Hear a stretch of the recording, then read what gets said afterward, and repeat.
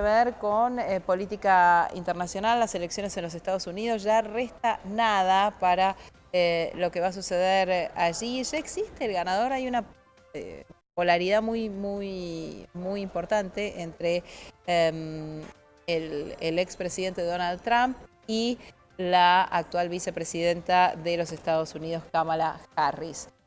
¿Qué puede llegar a suceder? ¿Qué debería suceder para que se defina eso más allá de lo que puede pasar con votos? Recuerden ustedes que la elección en los Estados Unidos es de manera indirecta y hay algunos estados, sobre todo generalmente en Estados Unidos es el estado de Georgia, el que hasta último momento no se sabe bien cómo termina reaccionando en relación a los republicanos o los demócratas y termina de algún modo definiendo la elección. Pero hay siempre unos 7 estados que son los que a lo último terminan marcando el resultado. Voy a saludar a Alejandro Laurnagaray, analista internacional. Gracias por atendernos, Alejandro. ¿Cómo va? ¿Qué tal, Nuria? Buenas tardes, un placer saludarte nuevamente y charlar con vos. Igualmente. Bueno, ¿ya está definida la elección en los Estados Unidos para vos?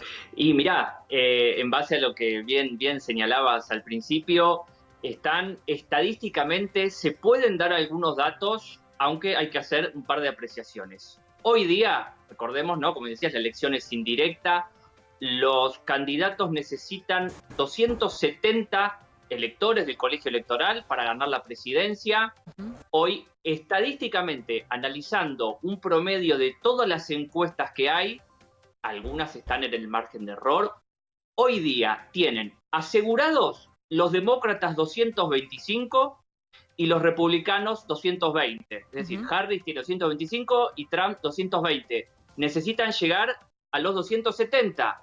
Necesitan los demócratas 45 y Trump necesita 50. De los 7 estados pendulares, hoy, 25 de octubre, a 10 días de las elecciones, Trump lidera en la mayoría de ellos. Pero ese liderazgo que tiene está dentro del margen de error. ¿No? Pero si hacemos la evaluación histórica de cómo votaron los estados pendulares, que lo hicimos nosotros en el Centro de Estudios de Estrategia y Geopolítica, que estamos trabajando ya hace un año, ese resultado estadístico hoy día nos da que Trump llega a superar los 290 electores del colegio y ganaría la presidencia, haciendo el análisis histórico de la votación, el análisis estadístico de las encuestadoras y cómo resultarían en los estados péndulos, teniendo en cuenta también las condiciones y las preocupaciones de los norteamericanos, la baja aprobación que tiene el gobierno demócrata, que no llega al 40%, por eso la vemos a Kamala Harris queriendo despegarse de la gestión, ¿no? Claro. Hay un montón de... ¿Cómo? Sí, claro, te entiendo que por esta situación se intenta despegar de lo que fue su lugar como vicepresidenta de los Estados Unidos. Sí, exactamente. Está en un 37% de la aprobación del gobierno.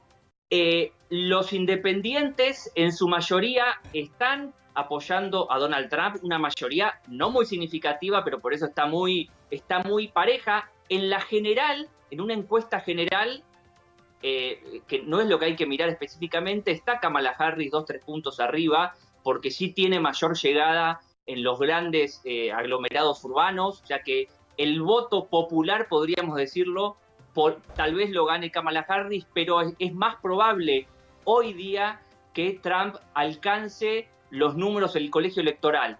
Una aclaración, Nuria. Las últimas semanas antes de la elección son muy volátiles también. Por eso estamos viendo que hasta la semana pasada Kamala Harris lideraba en estados pendulares, la semana anterior Trump, y así sucesivamente. Estas últimas semanas son muy cambiantes, sobre todo por el votante independiente. Claro. Y ahí es donde se va a terminar de definir, porque los estados que ya están definidos es como si, acá para que entiendan en Argentina, es como si nos preguntamos, bueno, ¿quién va a ganar en Córdoba? ¿Va a ganar el peronismo kirchnerista o va a ganar el PRO, la Libertad Avanza? Ya se sabe, ¿no? En algunas provincias ya sabemos quién va a ganar o quién va a ganar en Formosa. Bueno, allá la mayoría de los estados ya se sabe quién tiene casi asegurados los miembros del colegio electoral. Quedan estos 7 estados que un resultado estadístico al día de hoy estaría llegando Trump hay que ver qué pasa de acá a 10 días, ¿no? ¿Y qué crees que debería pasar? Bueno, no hablemos de situaciones tremendas, ¿no? Que obviamente terminan inclinando eso la balanza para uno u otro lado. Pero si nada de esto, y ojalá no suceda, nada grave, digo, ¿qué crees que podría pasar para que se termine definiendo al revés, en favor de Kamala Harris, 7 estados que hasta el momento, como decís, estarían del lado trampista de la vida? Bueno, no, y ahí tendríamos que meternos en la psicología de cada votante Claro. en estos estados pendulares.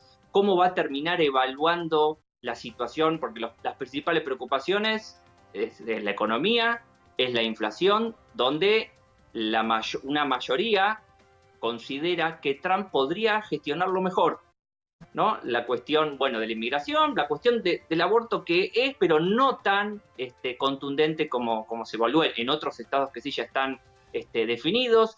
Repito, situación económica, situación del empleo, situación de la inflación y después cada cuestión que a nivel personal o familiar o del grupo, ¿no?, comunitario donde estén esos electores que van a terminar torciendo la balanza, evalúen en los próximos días o se terminen de decidir, ¿no? Porque estamos acá en el margen de los indecisos y que algunos terminan decidiéndose en el último día. Ya estamos, ya empezó la votación anticipada que está siendo más importante de lo que fue la última elección, o sea que hay un nivel de participación en la elección anticipada mayor, hay más gente interesada en participar en esta votación y bueno, son todos indicios que estamos evaluando y que hoy, igual no lo firmo, porque esto puede cambiar de acá a 10 días, pero hoy es el primer resultado de análisis estadístico concreto que hicimos, nos da esto. Yo en el 2020 no fue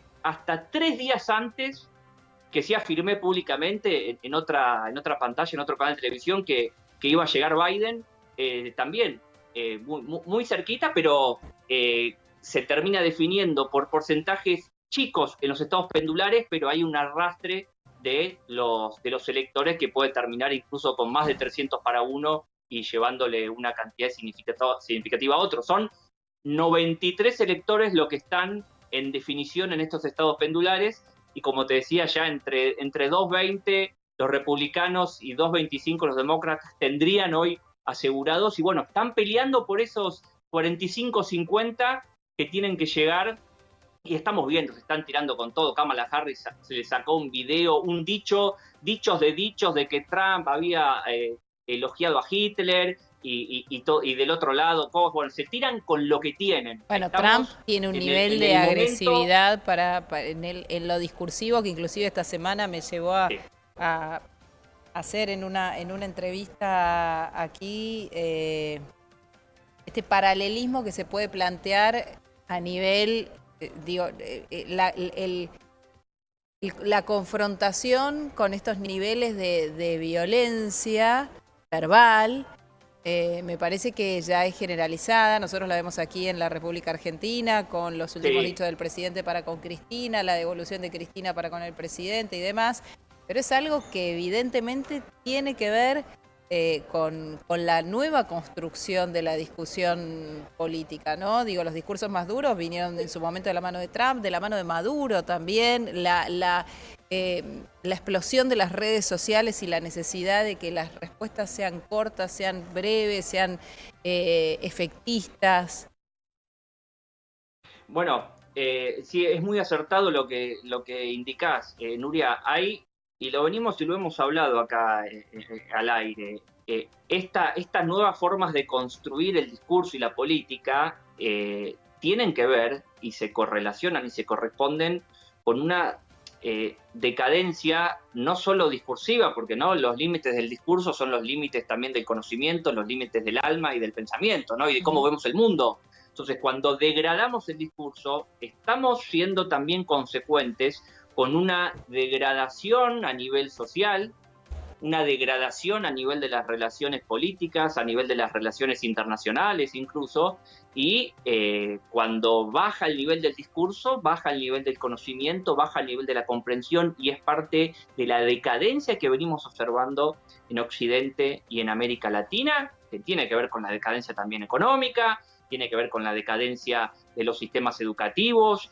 de las formas de educar, de las formas de formar, de las formas de ser de las sociedades, ¿no? Esto son expresiones en la política de lo que pasa en la sociedad y que lastimosamente se retroalimentan en un círculo vicioso, porque muchos, incluso como vos mencionabas, dirigentes políticos que antes hablaban de otra manera, ahora se ven obligados a bajar al barro y hablar de esa manera quizás más chabacana o más vulgar para llegar a un electorado que me apena, que está en ese nivel de comprensión, ¿no? Por eso digo Sí. que hay fallas en todos los niveles y bueno, es lo que estamos viendo. Y en Sí, me Estados parece Unidos que en viene también de particular, parte de todos los partidos, ¿no? La semana pasada sí, estuve en Mar del Plata en el coloquio de IDEA y veía un ministro de Economía absolutamente suelto, digo el argentino, ¿no? Con respecto al ministro de Economía que conocemos, eh, que estamos acostumbrados a escuchar. Era otro ministro de Economía sin duda que el que fue durante el gobierno de Macri, pero también ha ido cambiando en estos 10 meses de gestión. Bueno, un Sturzenegger que hasta, te diría, estaba hasta gracioso. En lo de Caputo parecía un poco más forzado. En Sturzenegger era como natural, pero digo, a algunos les queda y a otros se nota hasta cierta incomodidad al tener que utilizar ese tipo de, de discursos para lograr algún efecto también, ¿no? Porque para ser vistos, porque si no es como que se los come sí, el sí, rival. exactamente. Bueno, tengamos en cuenta que a la actual administración esas formas discursivas y de hacer y de generar relaciones políticas con el adversario y también con la población, bueno, le ha servido para llegar al poder. Sí, Y intentan, ¿no?, alimentar porque se sienten algunos, sobre todo a nivel de las cúpulas, algunos lo hacen más forzado, como bien decías, bueno, se sienten cómodos, es su escenario sí. ideal, porque alimentando esa forma agresiva o chabacana, bueno, mantienen el protagonismo y mantienen el poder de decisión, de bajar línea y de influir en los sectores de la sociedad que los han apoyado y los que tienen que aún mantener el apoyo para continuar con las medidas gubernamentales, ¿no? ¿Vos creés que un poco Y, el y origen de eso está particularmente en en Donald Estados Trump? Unidos, Digo, porque ¿cómo? se toma modelos también de la región. ¿Vos creés que un poco el origen de eso está en Donald Trump? Sí, sí, por supuesto. La internacional reaccionaria, como se la llama en términos teóricos, esa que baja, que tiene discursos de odio, discursos agresivos, vulgares, que va contra distintos derechos, contra las minorías, contra todo lo que se ha avanzado, podemos decir, desde el progresismo, que le han presentado como avance el progresismo en los últimos años. Bueno, es toda una organización que incluso de consultoría discursiva, de organización, de candidaturas que están muy relacionadas con lo que fue las consultoras que asesoraron a Bolsonaro, después las consultoras que asesoraron a la hora administración de Milei, las que han trabajado con Trump, e incluso con algunos referentes europeos, están organizados institucionalmente y con grupos de asesores que trabajan en esto. No es casual, no es que uno se levante y se le ocurre decir tal cuestión o tal barbaridad o tal forma. Están coacheados de Sí. esa manera porque sirve. Por eso a algunos se les nota más, como bien lo mencionabas con Caputo, ¿no? Sí, de todos modos, me parece que no es propietario de una facción política que pueda ser de izquierda o de derecha, ¿no? Las izquierdas también se volvieron mucho más virulentas en lo discursivo. Eh, Tal vez acá el hecho de, en Argentina digo, que sea el propio presidente el que utiliza una terminología que todavía no llega a tener el nivel de Trump, que me parece, por más que alguno pueda pensar, bueno, pero pareciera machista pensar, pero digo, tiene como contrincante a una mujer, lo cual lo ubica en un lugar mucho más delicado y le ha dicho todas las barbaridades habidas y por haber. En el caso de la República Argentina, el discurso de Milei, que se fue poniendo cada vez más violento para con Cristina desde el comienzo de año, si vos pensás hasta ahora, cuando comienzo de año, decíamos, bueno, es bastante cuidadoso con Cristina, y el otro día dijo esta barbaridad de sepultar al kirchnerismo, cerrar, clavar los clavos del cajón del kirchnerismo con Cristina dentro, más allá de que sea una metáfora, es una metáfora violenta, sin lugar a dudas. Sí. Pero es algo que no empezó con Milei. Tal vez fue producto de esta degradación y el hecho de que la máxima magistratura lo diga así en público es como mucho más fuerte. Pero digo, si miramos un poquito para atrás, durante el gobierno de Cristina se ponía la imagen de los periodistas en Plaza de Mayo para que la gente los escupiera o les pegara o a las imágenes. ¿Era metafórico? Sí, no eran los periodistas de verdad. Pero obviamente esto iba generando un caldo de cultivo violento. Sí, a ver, dos cositas. Con respecto a las diferencias que recién señalabas entre Trump y Milei, en el nivel, ¿no? Ahí hay que mirar la sociedad. Digo, los sectores que pueden ejercer o ser violentos en los Estados Unidos tienen un nivel de violencia mayor que los que podrían tener en la Argentina. Ahí vemos algunas diferencias que ya son de base social, ¿no? Claro. Y por supuesto, cuando hay una crispación o violencia desde sectores del gobierno o desde líderes gubernamentales o desde sectores medios y bajos, bueno, eso puede generar una retroalimentación y se genera. Cuando vos decías, bueno, ahora los partidos de izquierda están más violentos, bueno, hay una retroalimentación de la violencia que se va acrecentando y de eso depende de hasta cuánto crezca y porque esto hace daño a la sociedad, ¿no? Esto hay que decirlo. A qué nivel de daño se genere en las relaciones sociales, a nivel de base, a nivel de las masas, a nivel de la sociedad, bueno, va a depender de hasta dónde quieran llegar las dirigencias políticas de los distintos partidos y sectores del espectro, ¿no?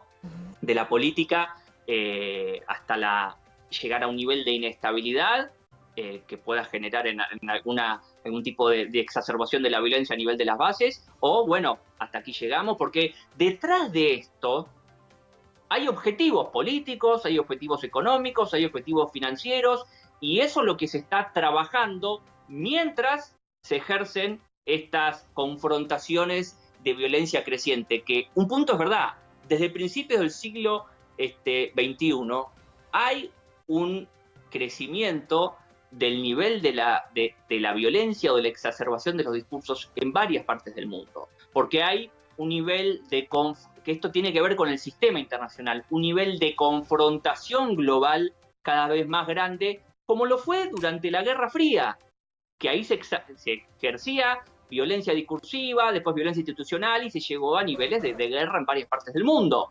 Bueno, como estamos viviendo un nuevo periodo de confrontación global, que esto es lo que muchas veces en Argentina no se logra entender porque nos miramos en el ombligo, todo esto retroalimenta este nivel de violencia en los países, no diría satélites, pero los países menores que son influenciados por las disputas de los grandes poderes, ¿no? Alejandro Launagaray, gracias por este contacto. Por favor, Nuria, gracias a vos, saludos para todos. Un placer, hasta luego, buenas tardes. Nosotros en Canal E los invitamos a quedarse, es el canal con más información económica, política y financiera de la República Argentina, ya venimos, no se vayan.